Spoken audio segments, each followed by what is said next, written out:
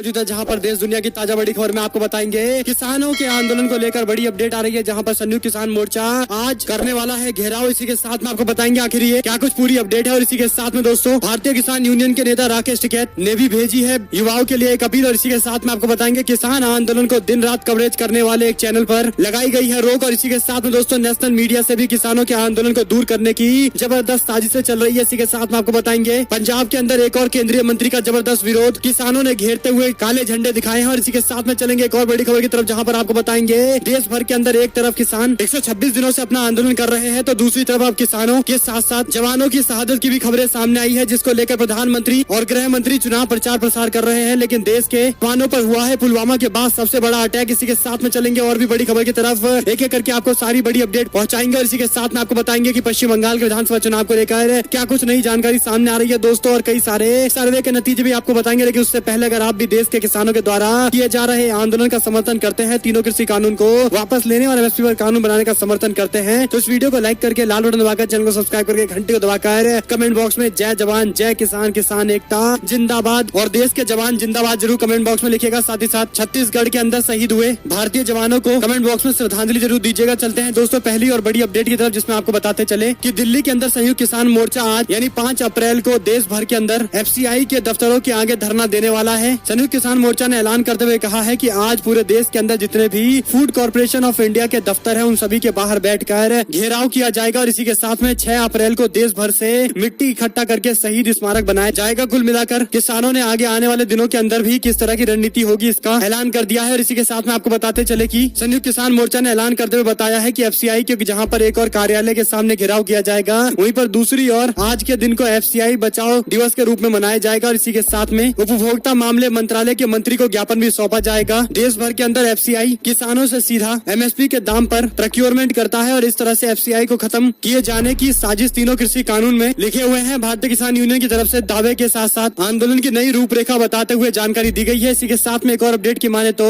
नरेश टिकैत की तरफ से एक ट्वीट करते हुए बताया गया है कि ग्रामीण भारत की पसंद न्यूज 24 को फ्री डीटीएच से हटाया जाना दुर्भाग्यपूर्ण है। किसानों की आवाज को दबा रही है सरकार। आपको बता दें कि देश भर के अंदर केवल कुछ एक मीडिया ग्रुप है जो किसानों की आवाज को आज तक दिखा रहे हैं, और ऐसे में भारतीय जनता पार्टी सरकार को लेकर कई सारे और भी सवाल खड़े होते हैं। आपको बता दें कि देश भर के अंदर तथाकथित रूप से अपने आप को नेशनल मीडिया बताने वाले कई सारे चैनल तो किसानों के खिलाफ ही एजेंडा चला रहे हैं, लेकिन कुछ जो चैनल है जो किसानों के समर्थन में आज तक आंदोलन को कवरेज दे रहे हैं, उनको डीटीएच से हटाए जाना दुर्भाग्यपूर्ण है। इस तरह से नरेश टिकैत ने किसान के विरोध में इस फैसले को बताया है। इस पर आप लोग की क्या कुछ राय है, कमेंट बॉक्स में अपनी प्रतिक्रिया जरूर दीजिएगा। चलते हैं एक और बड़ी जानकारी की तरफ, जहाँ पर राकेश टिकैत ने ट्विटर पर युवाओं से आह्वान करते हुए कहा कि एक तरफ आपको ट्रैक्टर लेकर तैयार रहना पड़ेगा और दूसरी तरफ आपको ट्विटर पर सक्रिय रहना पड़ेगा। कुल मिलाकर किसानों को अब सोशल मीडिया से लेकर देश भर की घटनाओं को लेकर सक्रिय रहना पड़ेगा, और ऐसे में ट्रैक्टर और ट्विटर का नारा देते हुए राकेश टिकैत ने अपने युवा समर्थकों से अपील की है। चलते हैं एक और बड़ी जानकारी की तरफ, जहां पर एक और हरियाणा और दूसरी ओर पंजाब में बीजेपी के नेताओं का विरोध का दौर लगातार जारी है। इससे पहले उत्तर प्रदेश के अंदर भी बीजेपी के सांसद और विधायक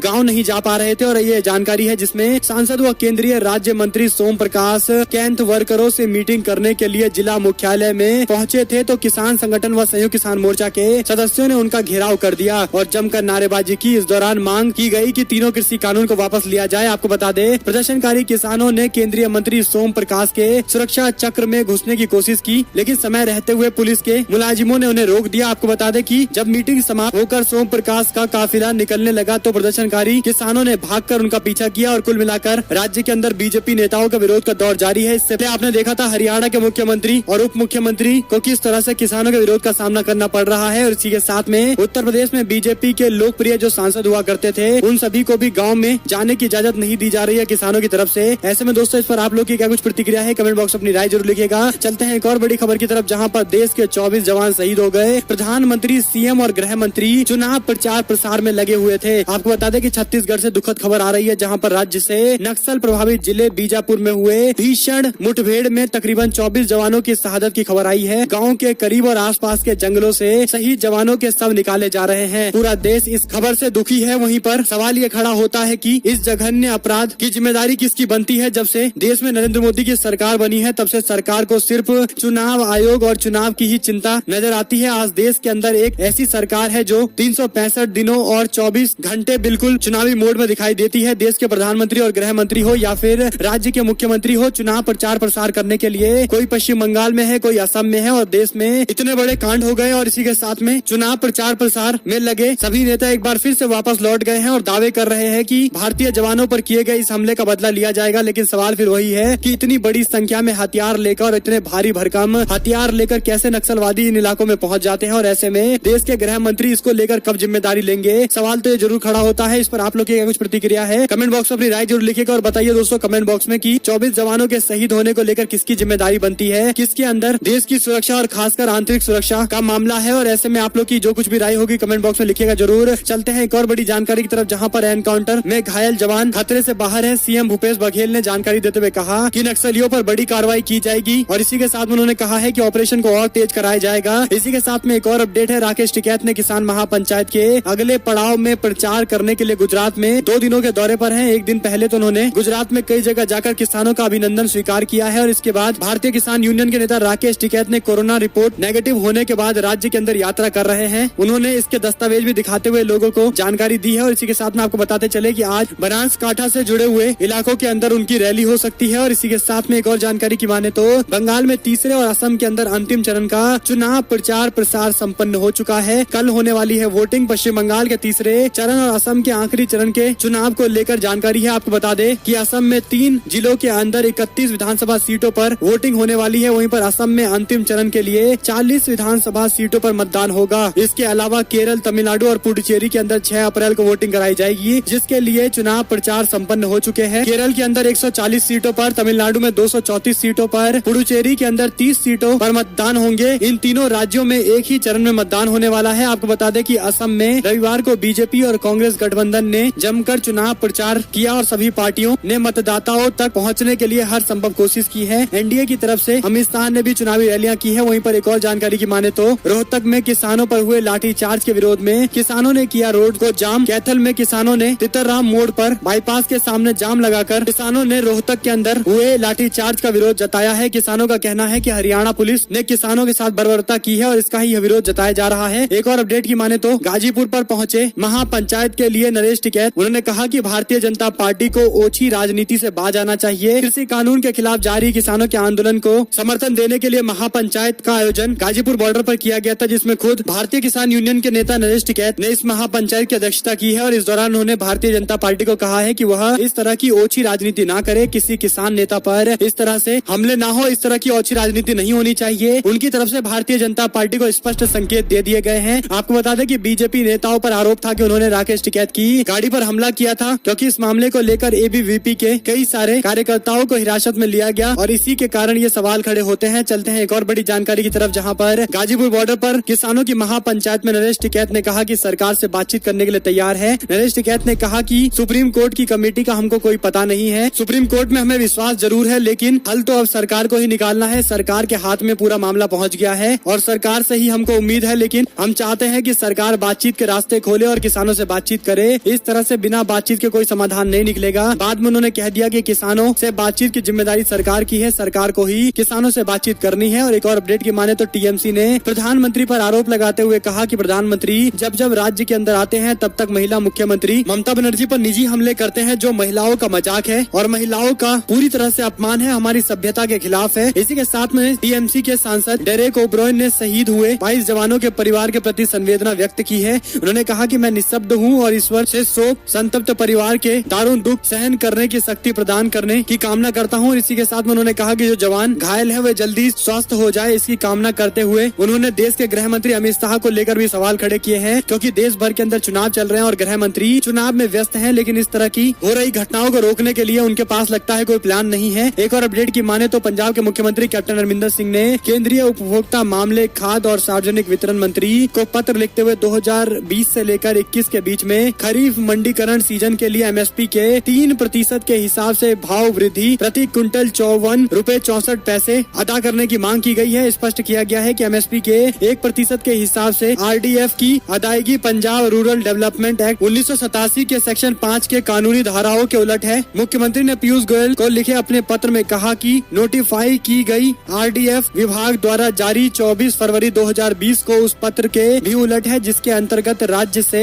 सलाह मशवरा करके खरीद संबंधित सुधार नए नियम तय किए जाने थे, लेकिन ऐसा नहीं हुआ है और इसी के साथ में उन्होंने केंद्रीय मंत्री को यह जानकारी देते हुए उनसे मांग की है कि जल्द से जल्द उनकी मांगों पर विचार किया जाए। और एक और अपडेट की माने दोस्तों तो भारतीय जनता पार्टी के नेता और बीजेपी के वरिष्ठ नेता के तौर पर जाने जाने वाले सांसद सुब्रमण्यम स्वामी ने कई सारे सवाल खड़े किए हैं। दरअसल देश भर के अंदर कोरोना वायरस संक्रमण के लगातार बढ़ रहे मामले को लेकर भारतीय जनता पार्टी के सांसद सुब्रमण्यम स्वामी ने सवाल खड़े किए हैं। राज्यसभा के सांसद सुब्रमण्यम स्वामी ने कोरोना महामारी को लेकर रविवार को एक ट्वीट करते हुए सवाल पूछा और उन्होंने मोदी समर्थकों को अंधभक्त और गंधभक्त घोषित करते हुए कई सारे सवाल खड़े किए हैं। और देश भर के अंदर बढ़ रहे कोरोना के मामले को लेकर उन्होंने स्पष्ट तौर पर सवाल पूछा कि आखिर इसकी जिम्मेदारी कौन लेगा, क्या भक्तगण इसकी जिम्मेदारी लेंगे या गंध भक्त इसकी जिम्मेदारी लेंगे। उन सभी को यह जवाब देना चाहिए। आपको बता दें कोरोना में रोजाना 1 लाख के करीब मामले सामने आ रहे हैं। फिर नवंबर महीने में यहाँ पर लगातार संख्या बढ़ती जा रही है, लेकिन केंद्र सरकार कोरोना को कंट्रोल करने में पूरी तरह से विफल है। एक और जानकारी की माने तो अभिषेक बनर्जी ने अमित शाह पर ली चुटकी, बोले इनकी रैली से ज्यादा लोग जेसीबी की खुदाई देखने के लिए आते हैं। और एक और जानकारी आ रही है जिसमें किसान महापंचायत में केजरीवाल ने दिखाया दिल्ली का मॉडल। कहा दिल्ली में केंद्र सरकार की ओर से दबाव डालते हुए 9 स्टेडियम को जेल में बदलने के लिए कहा गया, लेकिन उनकी सरकार ने किसानों के समर्थन के कारण इस पर हस्ताक्षर नहीं किए और वापस प्रस्ताव को भेज दिया और दिल्ली के अंदर किसी भी स्टेडियम को जेल नहीं बनने दिया जो केंद्र सरकार चाहती थी। इसी के साथ में उन्होंने हरियाणा में अपनी दिल्ली की सरकार का मॉडल बताते हुए शिक्षा, स्वास्थ्य, बिजली, पानी और स्कूल को लेकर दिल्ली मॉडल बताते हुए केंद्र की बीजेपी सरकार से भी सवाल खड़े किए हैं। एक और जानकारी की माने तो विपक्ष ने उठाए सवाल तो बोले कैलाश विजयवर्गीय कहा बंगाल में एनआरसी का विचार किया नहीं जा रहा है बल्कि सिटीजनशिप अमेंडमेंट एक्ट को लागू किया जाएगा। कैलाश विजयवर्गीय ने एक ऐसा खुलासा कर दिया है जिसके बाद राज्य के अंदर एक बार फिर से बयानबाजी का दौर इसलिए शुरू हो जाएगा क्योंकि बीजेपी एनआरसी और सिटीजनशिप अमेंडमेंट एक्ट को एक साथ लागू करने का पहले दावा कर रही थी, लेकिन अब बीजेपी मानती है कि सिटीजनशिप अमेंडमेंट एक्ट को लागू किया जाएगा। एनआरसी को लागू अभी करने की कोई प्लानिंग नहीं है। एक और अपडेट पश्चिम बंगाल से ही है जहां पर बीजेपी के पक्ष में उतरे मिथुन चक्रवर्ती। तो अब ममता बनर्जी के समर्थन में प्रचार करेंगे जया बच्चन। विधानसभा चुनावों के दौरान अब टीएमसी सुप्रीमो ममता बनर्जी के समर्थन में बीजेपी विरोधी पार्टियां एकजुट होने लगी है। वहीं पर झारखंड के सीएम और झारखंड मुक्ति मोर्चा के अध्यक्ष हेमंत सोरेन ने पहले ही ममता बनर्जी और टीएमसी के उम्मीदवारों को समर्थन देने की अपील की है। समाजवादी पार्टी के राज्यसभा के सांसद एमपी जया बच्चन भी टीएमसी उम्मीदवारों के समर्थन में रैली करने के लिए पहुंची है। वहीं पर बीजेपी के समर्थन में मिथुन चक्रवर्ती है। कुल मिलाकर शरद पवार भी ममता बनर्जी के समर्थन में चुनाव प्रचार प्रसार करने के लिए शामिल होने वाले हैं। समाजवादी पार्टी के नेता अखिलेश यादव खुद और आरजेडी के नेता तेजस्वी यादव भी मौजूद रहेंगे।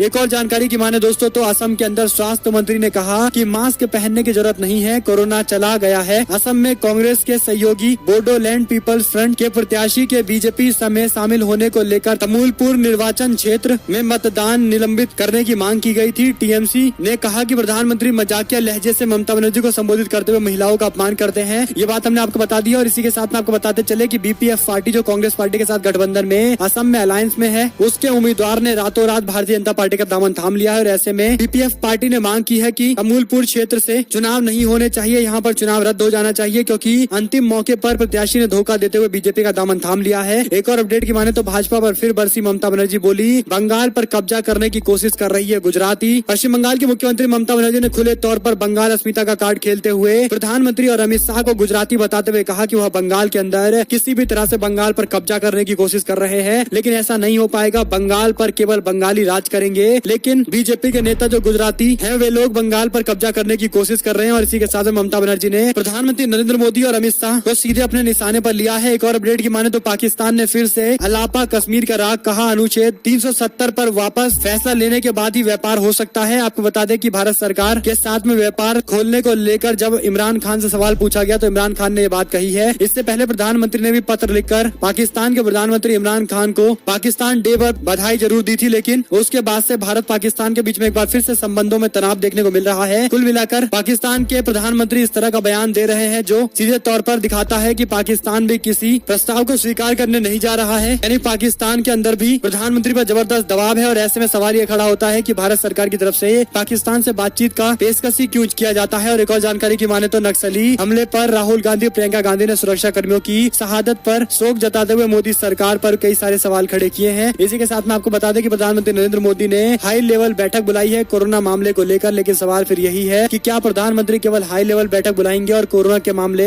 जिस तरह से देश के अंदर बढ़ रहे हैं, क्या प्रधानमंत्री के पास कोई ऐसी स्कीम नहीं है जिससे कोविड के केसों को कंट्रोल किया जाए? क्योंकि जब पिछले साल लॉकडाउन किया गया था तब सरकार ने दावा किया था कि केवल 18 दिनों के अंदर ही कोरोना से लड़ाई जीत ली जाएगी, लेकिन ऐसा तो हुआ नहीं। देश भर के अंदर लगातार कोरोना के मामले बढ़ रहे हैं और सवाल कई सारे खड़े हो रहे हैं, इन सभी पर जरूर जवाब देना चाहिए। और क्या प्रधानमंत्री इस तरह से हाई लेवल बैठक बुला रहे हैं, आपको कोई उम्मीद है या नहीं है? कमेंट बॉक्स में अपनी राय लिखिएगा। चलते हैं एक और बड़ी जानकारी की तरफ, जहां पर असम चुनाव से वापस लौटे अमित शाह। दिल्ली में सीआरपीएफ और पैरामिलिट्री फोर्सेस से जुड़े हुए बड़े बड़े अधिकारियों से बातचीत की गई है। और एक और जानकारी की माने तो कांग्रेस पार्टी के पूर्व राष्ट्रीय अध्यक्ष राहुल गांधी को विनय कटियार ने बताया चीन का दलाल और कहा कि भारत छोड़ देना चाहिए। कुल मिलाकर बीजेपी के नेता इस तरह की भाषा का भी इस्तेमाल कर रहे हैं और खुले तौर पर बयान दे रहे हैं। एक और अपडेट की माने तो राजस्थान के राजसमंद उपचुनाव में आरएलपी ने भी तीसरा मोर्चा खोल दिया है और राज्य के अंदर बीजेपी और कांग्रेस पार्टी के लिए मुश्किलें खड़ी कर दी है। राजस्थान के राजसमंद उपचुनाव में तीसरा मोर्चा भी शामिल हो गया है। भाजपा कांग्रेस को टक्कर देने के लिए आरएलपी ने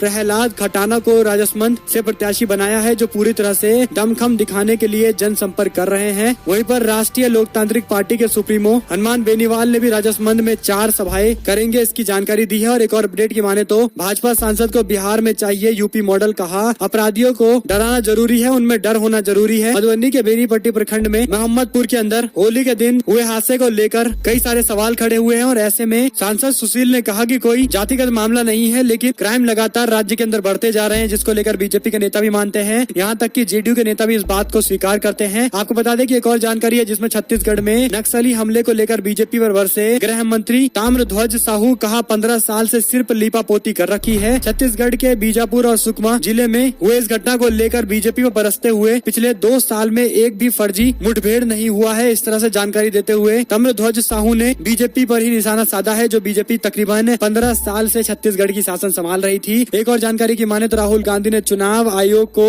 इशारा करते हुए बोला दलाल। सोशल मीडिया पर लिखा इलेक्शन कमीशन, यानी कमीशन को अलग से लिखकर उन्होंने विरोध जताया है। एक और जानकारी की माने तो कोरोना गाइडलाइंस की धज्जियां उड़ाते हुए हरिद्वार के कुंभ में शाही पेशवाई जुलूस में शामिल हुए बाबा रामदेव और आचार्य बालकृष्ण। एक और अपडेट सामने आ रही है जहां पर भारतीय जनता पार्टी ने साधा निशाना, बोले मनोजीत मंडल ये लोग बाहरी पर हमारे अतिथि हैं। 2 मई के बाद मोदी को मिठाई और कपड़ा देकर बंगाल से विदा करेंगे। हमारे में ऐसा ही होता है, हम बाहर से आने वाले लोगों का स्वागत करते हैं, सत्कार करते हैं और जब उनका दौरा समाप्त हो जाता है तो उनको वापस भेज दिया जाता है मिठाई और कपड़ों के साथ में। कुल मिलाकर भारतीय जनता पार्टी के खिलाफ टीएमसी ने बड़ा मोर्चा खोला है और अस्मिता का कार्ड तो लगातार चलते हुए बंगाली अस्मिता की बात उठाई जा रही है पूरे चुनाव भर में। लेकिन एक बात तय है कि अगर टीएमसी का ये कार्ड चल जाएगा तो कहीं न कहीं बीजेपी के लिए पश्चिम बंगाल बड़ा ही चुनौती बनने वाला है। एक और अपडेट की माने तो उड़ीसा विधानसभा के अंदर हंगामे को लेकर बीजेपी के विधायकों का दावा, कहा सदन बाधित करने के लिए स्पीकर ने उकसाया था। और इसी के साथ में दोस्तों केजरीवाल ने किया किसानों को नमन, कहा शहादत बेकार नहीं जाने देंगे। इसी के साथ में एक और अपडेट आ रही है, अखिलेश यादव ने कहा कि हमारी जातियों को भी आधार से जोड़े नरेंद्र मोदी। अखिलेश यादव ने कई सारे सवाल खड़े किए हैं। दरअसल दोस्तों अखिलेश यादव ने एक बार फिर से नरेंद्र मोदी पर कटाक्ष करते हुए कहा कि वह देश को जातियों में बांट रहे हैं, हर जाति खुद को अल्पसंख्यक बताते हुए आरक्षण की मांग कर रही है। अखिलेश यादव ने कहा कि हर राज्य में सम्मान के लिए जातियां आंदोलन कर रही है। नरेंद्र मोदी को जातियों की गिनती भी डिजिटल इंडिया के तहत करनी चाहिए। इतना ही नहीं, अखिलेश यादव ने नरेंद्र मोदी को इसका एक हाईटेक तरीका भी सुझाया है। सपा के अध्यक्ष अखिलेश यादव ने टीवी शो आपकी अदालत में कहा था कि बीजेपी चुनाव के दौरान अधिकतर बहुत अजीब भाषा और व्यवहार का इस्तेमाल करती है और इसीलिए भारतीय जनता पार्टी के नेता, चाहे उत्तर प्रदेश के मुख्यमंत्री योगी आदित्यनाथ हो चाहे कोई और नेता हो, लाल टोपी को लेकर मजाक उड़ा रहा है। यानी बीजेपी को